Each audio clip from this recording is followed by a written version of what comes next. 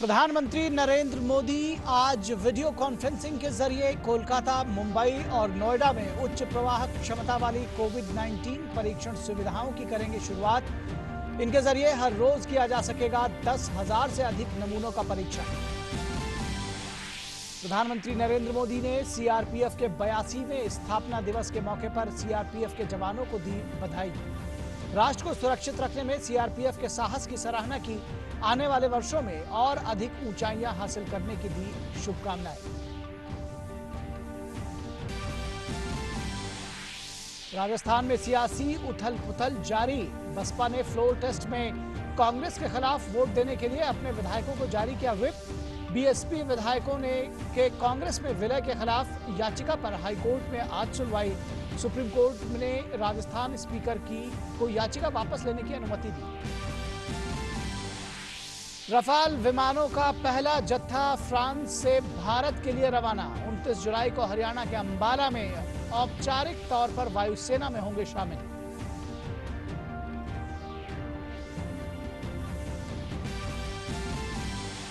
RBI governor Shaktikanta Das ने CII की राष्ट्रीय परिषद के सदस्यों को किया संबोधित। कहा, सरप्लस प्रबंधन आज के दौर में है एक चुनौती। कोरोना महामारी के दौरान अर्थव्यवस्था में 5 प्रमुख गतिशील तथ्यों का किया जिक्र।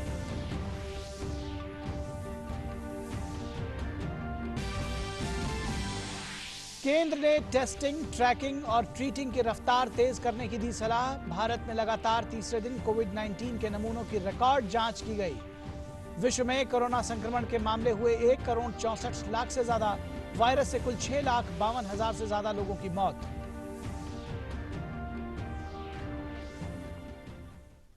नमस्कार, डीडी न्यूज के इस बुलेटिन में आप सभी का स्वागत है। मैं हूं निखिल सिंह। आइए देखते हैं खबरों को अब विस्तार से।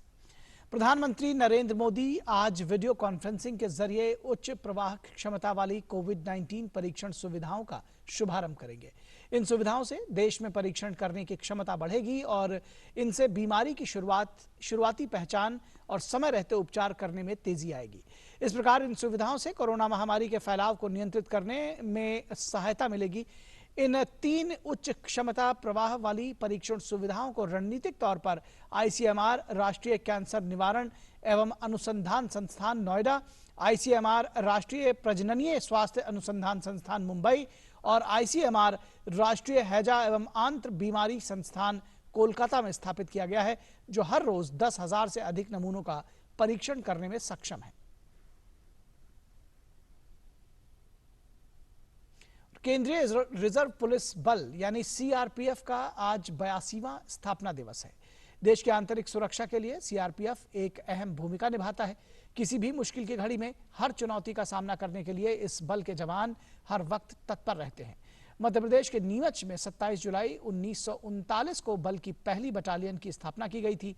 पूरी सेवा और निष्ठा की भावना के साथ सीआरपीएफ के जवान देश की शांति भंग करने वाली हर कोशिश को नाकाम करने के लिए पूरी मुस्तैदी से तैनात रहते हैं।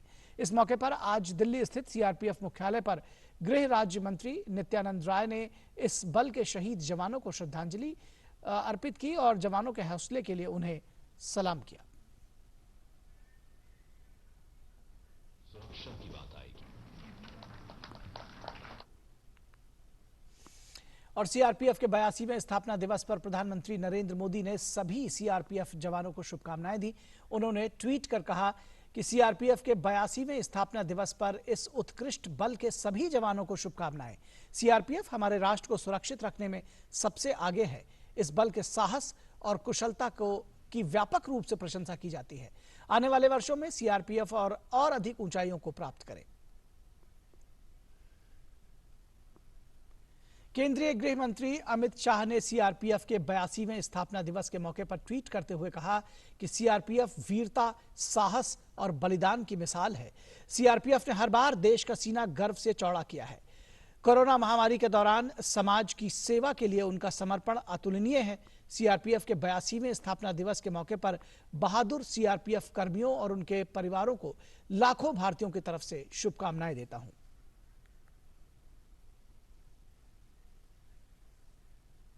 और भारतीय वायुसेना के लिए पहले बैच के 5 राफेल लड़ाकू विमान आज फ्रांस से अंबाला एयरबेस के लिए रवाना हो गए।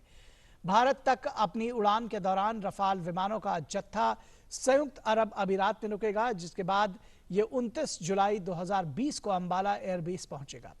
विमान को 29 जुलाई को मौसम के मुताबिक वायुसेना स्टेशन अंबाला में शामिल किया जाएगा।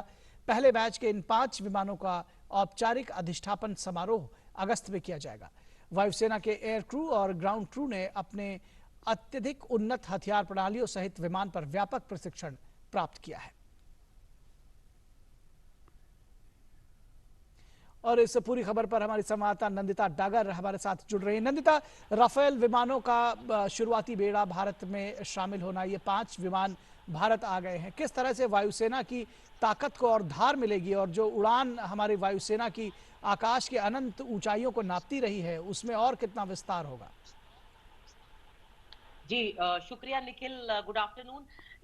ये 36 रफाल जो थे जिनका कॉन्ट्रैक्ट सितंबर में यानी 4 साल पहले साइन हुआ था, मनोहर पर्रिकर तब डिफेंस मिनिस्टर थे, उसमें 36 रफाल में से पहला जो जत्था है 5 रफाल का, वो आज सवेरे करीब 12 बजे के करीब उड़ान भर चुका है।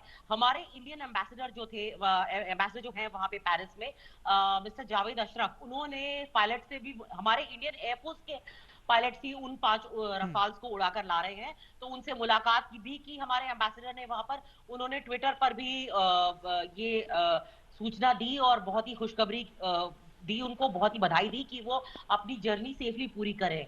आपने पूछा कि ये कैसे इंडिया की एयर डोमिनेंस को और इंडिया की एयर पावर को कैसे सुदृढ़ करेगा। वो इस तरह से करेगा निखिल कि इसके अंदर एक तो ये 4.5 जनरेशन फाइटर है, बहुत ही उन्नत तकनीक का सुपरसोनिक फाइटर है, और ऐसा फाइटर हमारे पड़ोस में नहीं, हमारे एडवर्सरीज के पास नहीं, दुश्मनों के पास नहीं, ये बहुत ही कम वायुसेनाओं के पास दुनिया में मौजूद है। इसके अंदर मीटियोर और स्कैल्प मिसाइल्स हैं। मीटियोर मिसाइल जो होती हैं बियॉन्ड विजुअल रेंज मिसाइल्स होती हैं, और वो और scalp missiles air to ground missiles जो कि जमीन, हवा से जमीन पर मार कर सकती हैं और बंकर को, टैंक को बिल्कुल खत्म कर सकती हैं, बिल्कुल मिट्टी में मिला सकती हैं, तो ऐसी कैपेबिलिटी है। तीसरा, ये लद्दाख जैसे हाई एल्टीट्यूड एरियाज जहां पे ऑक्सीजन, जहां पे एयर जो है वो थिनिंग आउट है, एटमॉस्फेयर बड़ा ही स्पार्स है, डेंसिटी कम है वहां पे एटमॉस्फेयर की, और हाई एल्टीट्यूड एरियाज है, वहां से भी इसका इंजन टेक ऑफ करने में केपेबल है। तो ये जो है एक सिग्निफिकेंट टीथ और एज प्रोवाइड करता है हमें हमारे पड़ोसियों और एडवर्सरीज के खिलाफ। दूसरा निखिल, मैं आपको कुछ और बातें बताऊं, ये जो हमारे रफाल है ये 7000 किलोमीटर की उड़ान का फासला पूरा करेंगे। बेरिन्याक से, फ्रांस में से ये उड़े हैं, और ये दसॉल द्वारा मैन्युफैक्चर किए गए हैं। अंबाला एयरबेस पे 29 तारीख को लैंड करेंगे, जैसे कि आपने हमारे दर्शकों को बताया। दूसरा निखिल, इनकी बीच में यूएई के अंदर ये एक बार इनका स्टॉप ओवर भी होगा, और क्योंकि ये मिड एयर रिफ्यूलिंग केपेबल है, यानी कि हवा में ही इनके अंदर फ्यूल डाला जा सकता है, इसीलिए इनको बीच में हवा में इनको रिफ्यूल भी किया जाएगा। दूसरी बात मैं आपको निखिल ये बताना चाहती हूँ कि ये जो फाइटर जेट्स हैं, ये 2 महीने पहले आने थे, लेकिन क्योंकि चाइनीज वायरस पैंडेमिक की वजह से डसॉल्ट की फैक्ट्रीज फ्रांस में 2 महीने बंद रही, और जैसे कि आप जानते हैं फ्रांस में पैंडेमिक का पीक अप्रैल में ही हो गया था, इसीलिए ये 2 महीने डिले हो गए। पूरे के पूरे 36 राफेल्स की डिलीवरी अप्रैल 2022 में पूरी कर ली जाएगी, और ये बहुत ही खुशखबरी की बात है। जैसे कि हमारे पेरिस में जो हमारे एम्बेसडर हैं जावेद अशरफ साहब, उन्होंने ट्वीट भी किया है और बधाई भी दी है एयरफोर्स को, और उन्होंने इसको एक बहुत अच्छा स्लोगन और कैप्शन भी दिया है, ब्यूटी एंड द बीस्ट, ये करके। जी निखिल बोलिए। Nandita, beauty and the beast, क्या अगर एक लाइन में कहा जाए तो वायुसेना के लिए इसका इंडक्शन एक नए युग की शुरुआत, एक नई क्रांति के तौर पे देखी जा सकती है, क्या कहेंगे आप? बिल्कुल, 1950s में निखिल हम फ्रेंच ओरिजिन के तूफानीज उड़ा रहे थे। हमारी एयरफोर्स तूफानी एयरक्राफ्ट उड़ा रही थी, वो फ्रेंच ओरिजिन के थे। उसके बाद मिस्टेयर्स भी जो थे वो फ्रेंच ओरिजिन के थे, उसके बाद जैगुआर्स और मिराजेस।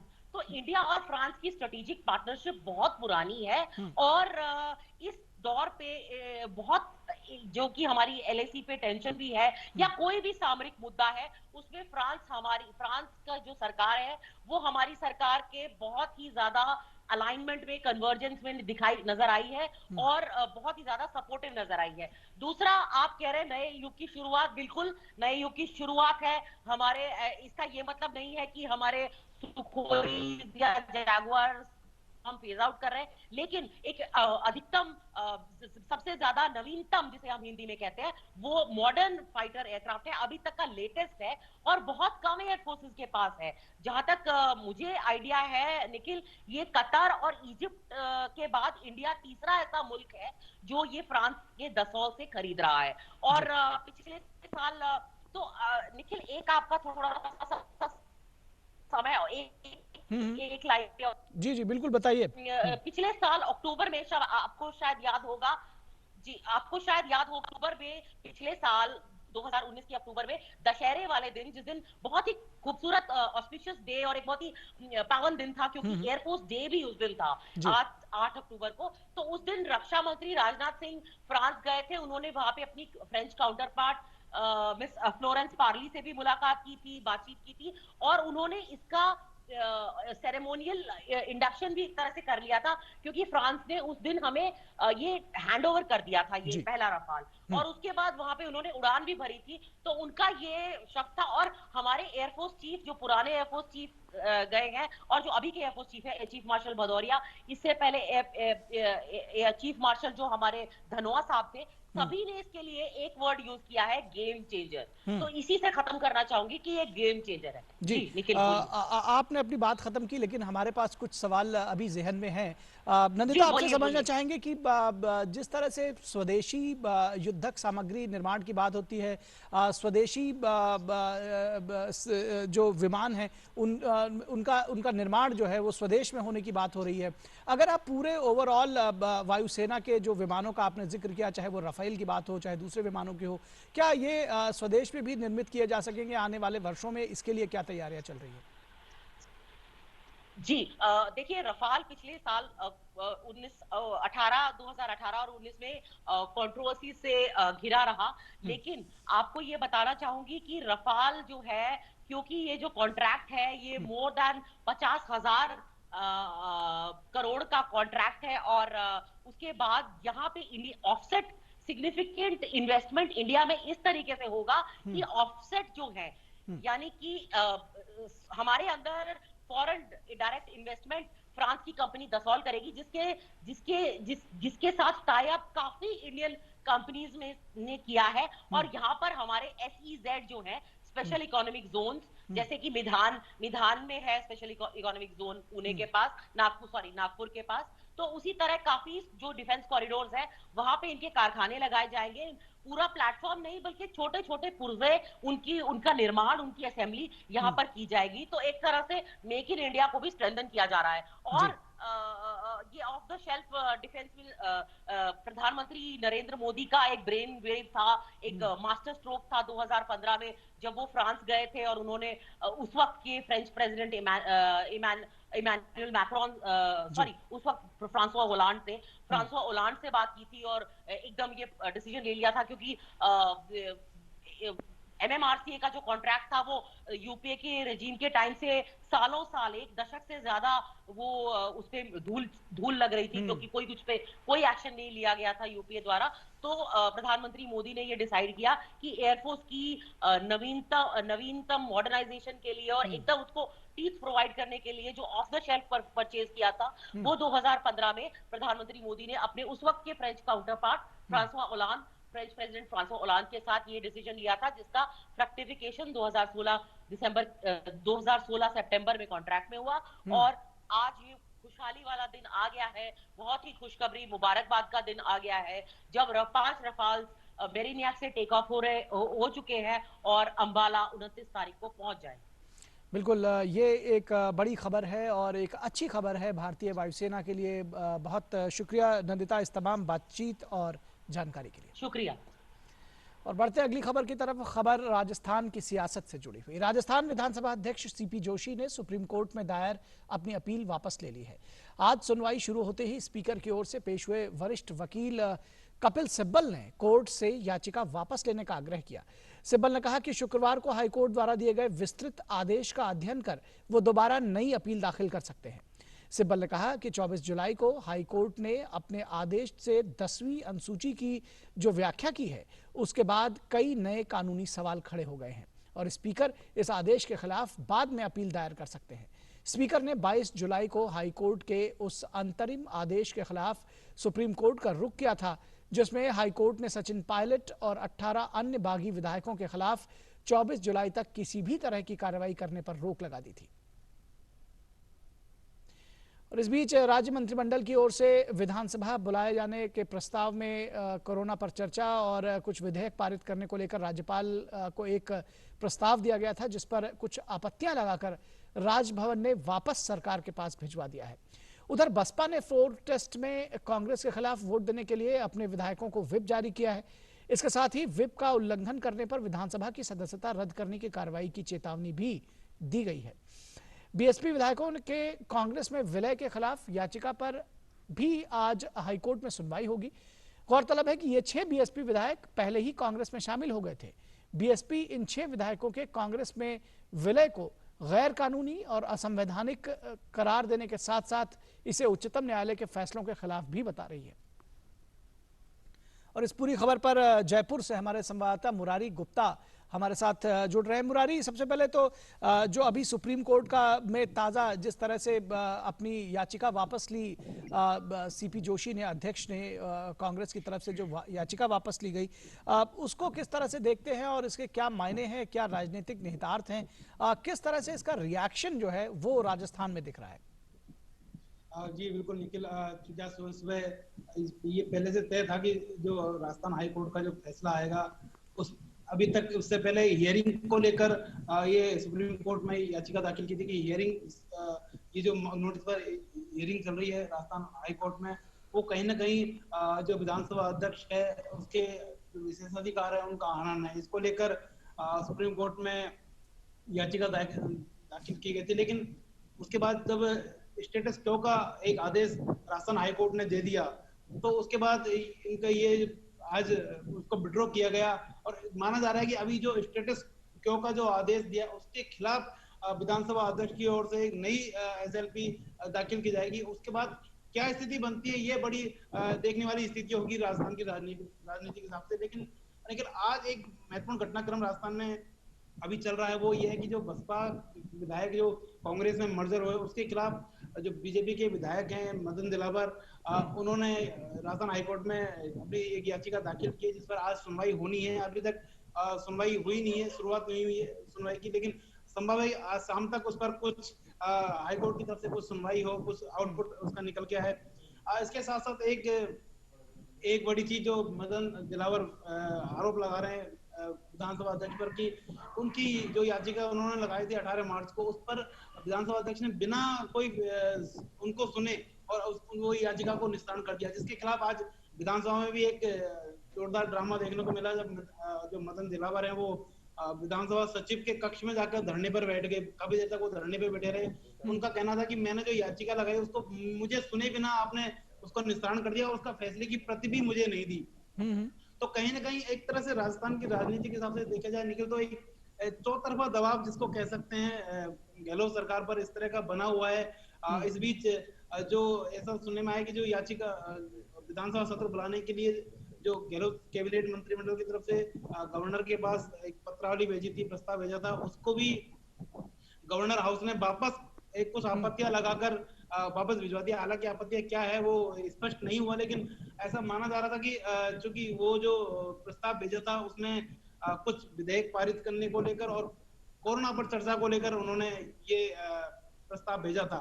लेकिन ऐसा कहा जा रहा है कि गवर्नर साहब चाहते हैं कि स्पष्ट रूप से जो विधानसभा का सत्र बुलाना है उसमें आपका सरकार का एजेंडा क्या है वो ये जानना चाहते हैं। तो इसको लेकर कुछ आपत्तियां जताकर उन्होंने वापस भिजवाए। तो देखते हैं आज इसके साथ साथ जो धरना प्रदर्शन की राजनीति चल रही है गवर्नर हाउस पूरे प्रदेश देश भर में, लेकिन राजस्थान का जो राजभवन है वो इससे अभी बचा हुआ है, अछूता है। जी बिल्कुल, राजनेताओं के और राजनीति के कई रंग देखने को मिल रहे हैं लगातार राजस्थान में। और जो सियासी उथल पुथल मचा हुआ है उस पर भी राजस्थान की जनता लगातार नज़र बनाए हुए है। देश की जनता भी बड़ी चकचकी लगाकर देख रही है। बहुत शुक्रिया इस तमाम बातचीत और जानकारी के लिए मुरारी। और बढ़ते हैं अगली खबर की तरफ। रिजर्व बैंक के गवर्नर शक्तिकांत दास ने आज CII के राष्ट्रीय परिषद के सदस्यों को संबोधित किया। उन्होंने कहा कि मौजूदा दौर में सरप्लस मैनेजमेंट एक चुनौती है। हालांकि सरकार की ओर से आवश्यक वस्तु अधिनियम सहित उठाए गए कदमों से फायदा हो रहा है। उन्होंने कहा कि बैंकों को सलाह दी गई है कि वो प्रतिकूल परिस्थितियों में दबाव सहने की क्षमता का परीक्षण करें और चुनौतियों का मुकाबला करने के लिए पूंजी जुटाएं। 5 प्रमुख गतिशील तथ्यों का जिक्र करते हुए गवर्नर ने कहा कि कृषि क्षेत्र के पक्ष में बदलाव देखने को मिले हैं। उन्होंने बताया कि तथ्यों में सूचना और संचार प्रौद्योगिकी का उपयोग करना और बिजली विकास के लिए स्टार्टअप्स को बढ़ावा देना भी इसमें शामिल है। RBI गवर्नर ने वर्ल्ड बैंक 2020 की एक रिपोर्ट का हवाला देते हुए कहा कि ग्लोबल वैल्यू चेन में 1% की बढ़ोतरी दर्ज हुई है, लिहाजा देश के प्रति व्यक्ति आय के स्तर में 1% से अधिक की वृद्धि हो सकती है। उन्होंने कहा कि CII बुनियादी ढांचे के विकास में अच्छी भूमिका निभा रहा है और आगे भी इसे रचनात्मक बनाए रखने की जरूरत है। According to a World Bank 2020 report, it suggests that 1% increase in GVC participation can boost per capita income levels of a country by more than 1%. And that's not small. This scenario has to change, and I think this is the right time for India to take efforts to become a part of the global value chain. And here the focus and emphasis will have to be on productivity and will have to be on the quality of our products and services.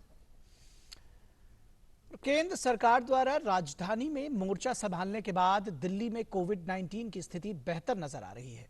Delhi में जहां संक्रमण के मामलों में कमी आई है तो वहीं दिन ब दिन रिकवरी दर में लगातार वृद्धि इसका सबूत है। स्वास्थ्य मंत्रालय ने भी ट्वीट करते हुए बताया है कि कई केंद्रीय अस्पतालों में बड़ी संख्या में कोविड बेड खाली पड़े हुए हैं। स्वास्थ्य मंत्रालय ने ट्वीट में बताया है कि दिल्ली में कोविड-19 स्थिति के प्रबंधन में केंद्र सरकार के प्रभावी हस्तक्षेप के बाद दिखाई देने वाले परिणाम 3 केंद्रीय सरकारी अस्पतालों और नई दिल्ली में स्थित एम्स में उपलब्ध कोविड बेड की संख्या से स्पष्ट है। डॉक्टर राम मनोहर लोहिया, सफदरजंग और लेडी हार्डिंग मेडिकल कॉलेज अस्पतालों में आज सुबह 7 बजे तक कुल 529 कोविड बेड के मुकाबले 404 कोविड बेड खाली थे। वहीं एम्स और पूरी दुनिया में कोविड-19 महामारी के कारण बेहाल जैसी स्थिति बनी हुई है और संक्रमण के मामले हर दिन लगातार बढ़ते जा रहे हैं। दुनिया भर में कोरोना संक्रमितों की संख्या 1,64,00,000 से ज्यादा हो चुकी है, जबकि 6,52,000 से ज्यादा लोग इस महामारी के चलते अपनी जान गंवा चुके हैं। कोरोना वायरस के कारण अमेरिका सबसे ज्यादा प्रभावित है, जहां संक्रमण के मामलों में लगातार वृद्धि देखी जा रही है। यहां 43,71,000 से ज्यादा लोग संक्रमित हैं, जबकि 1,49,000 से ज्यादा लोगों की मौत हो चुकी है। कैलिफोर्निया, न्यूयॉर्क और फ्लोरिडा देश के सबसे ज्यादा प्रभावित राज्य हैं। पिछले 24 घंटों में फ्लोरिडा में 9,300 से अधिक मामले सामने आए हैं। वहीं कैलिफोर्निया में भी इस दौरान 5,700 से अधिक मामले सामने आए। वहीं रिपब्लिकन सांसद आज अगला कोविड-19 सहायता पैकेज पेश कर सकते हैं, जिसे व्हाइट हाउस का समर्थन हासिल होने का दावा किया जा रहा है। अमेरिका के वित्त मंत्री स्टीवन नुचिन ने कहा है कि बेरोजगारों को मदद देने वाले पैकेज की अवधि समाप्त हो रही है और इसका विस्तार करना राष्ट्रपति की शीर्ष प्राथमिकताओं में से एक है। वहीं ब्राजील में भी इस महामारी के कारण लगातार संकट की स्थिति बनी हुई है। देश में पिछले 24 घंटे के दौरान करीब 23,000 से ज्यादा संक्रमण के मामले सामने आए हैं, जिससे ब्राजील में संक्रमितों की कुल संख्या 24,19,000 से अधिक हो चुकी है, जबकि 87,000 से अधिक लोगों की इस महामारी के कारण जान जा चुकी है। वहीं रियो डी जेनेरियो में अधिकारियों ने इस साल कोपाकबाना में आयोजित होने वाले नए साल के रंगारंग कार्यक्रम को महामारी के चलते रद्द कर दिया है। गौरतलब है कि यह कार्यक्रम पूरी दुनिया में मशहूर है और इसे देखने के लिए दुनिया भर से लोग कोपाकबाना आते हैं।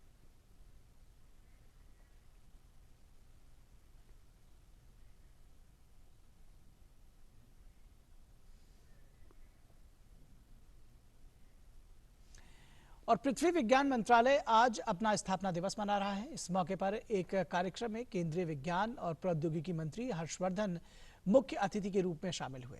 उन्होंने कहा कि पृथ्वी विज्ञान मंत्रालय को जन सुरक्षा और सामाजिक हित के लिए मौसम, जलवायु परिवर्तन, महासागर, तटीय और प्राकृतिक खतरों के बारे में और बेहतर सेवाएं देने की जरूरत है।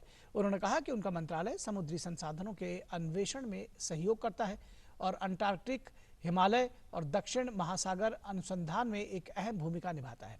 पिछले महीने अम्फान और निसर्ग जैसे चक्रवाती तूफान के समय भारतीय मौसम विभाग ने सटीक जानकारी मुहैया कराई, जिससे हजारों लोगों की जान बचाने में मदद मिली। India is the only country with a fully dedicated ministry solely addressing all the aspects of earth sciences. This helps in developing an integrated approach in planning and resolving major concerns in a holistic manner with least time delay. India has also developed an Earth system model for future climate projections for the first time. This model capability is at par with other modeling centers in the United States, United Kingdom, Australia, Japan and Germany.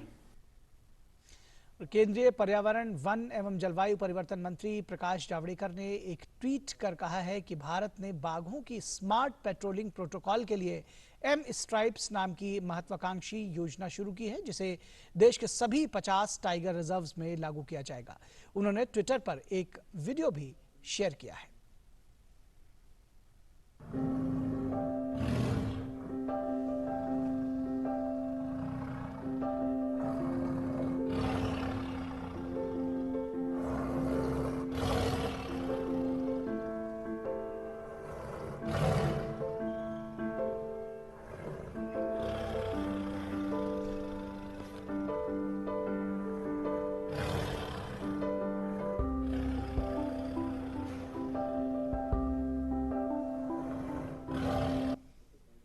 तो इस bulletin में बस इतना ही। इजाजत दीजिए। नमस्कार।